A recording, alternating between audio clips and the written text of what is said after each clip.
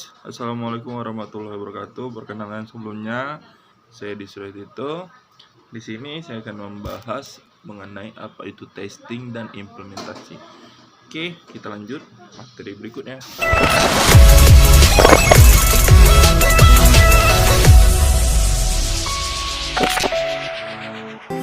Apa sih itu pengertian dari testing? Testing ialah suatu menganalisa entitas software untuk mengetahui kondisi keadaan yang sekarang dengan kondisi keadaan sebelumnya. Seperti apabila terjadinya suatu bugs atau error, maka testing wajib untuk memperbaiki error tersebut. Dari testing ialah pertama verifikasi, kemudian pengecekan error, ketiga validasi. Nah, apa sih itu verifikasi? Verifikasi ialah penentuan entitas-entitas yang telah ditetapkan. Kemudian pengecekan error ialah untuk mengetahui kesalahan di mana kode ini, kesalahan kode. Kemudian validasi ialah di mana agar kita mengetahui apa produk itu sesuai dengan pengguna. Oke, kemudian banyak nih pertanyaan, apakah tim testing itu perlu dilakukan? Jawabannya itu perlu. Kenapa? Tim testing itu kegunaannya untuk menganalisis sebuah produk, apakah produk itu layak untuk digunakan, kemudian untuk mengetahui apakah ada suatu kendala pada produk tersebut.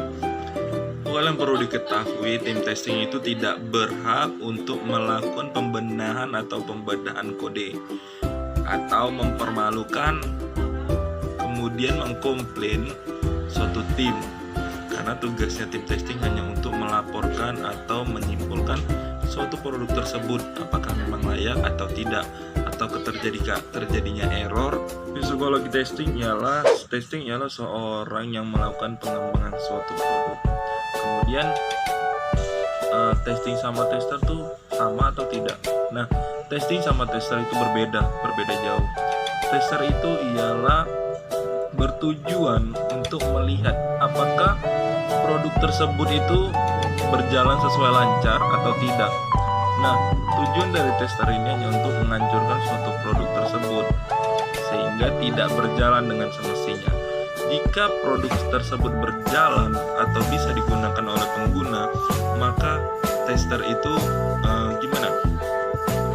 Tester itu sama sekali gagal dalam untuk melakukan visinya. Itu testing sangat bermanfaat buat suatu produk karena mereka salah satu pengembangan untuk pembuktian bahwa produk tersebut sesuai dengan kode yang dispesifikasikan. Oke, di sini saya akan paparkan apa sih moto-moto dari testing. Terdapat 6 kunci prinsip yang harus ada pada testing. Prinsip itu sama dengan moto ya. Yang pertama ialah testing yang komplit tidak mungkin. Kedua, testing yang merupakan pekerjaan yang kreatif dan sulit. Kenapa saya bilang sulit? Karena testing itu nggak mudah. Banyak terjadinya error yang terjadi yang harus diperbaiki sesuai keinginan klien kita. Ketiga, alasan yang penting diadakan testing adalah untuk mencegah terjadinya error.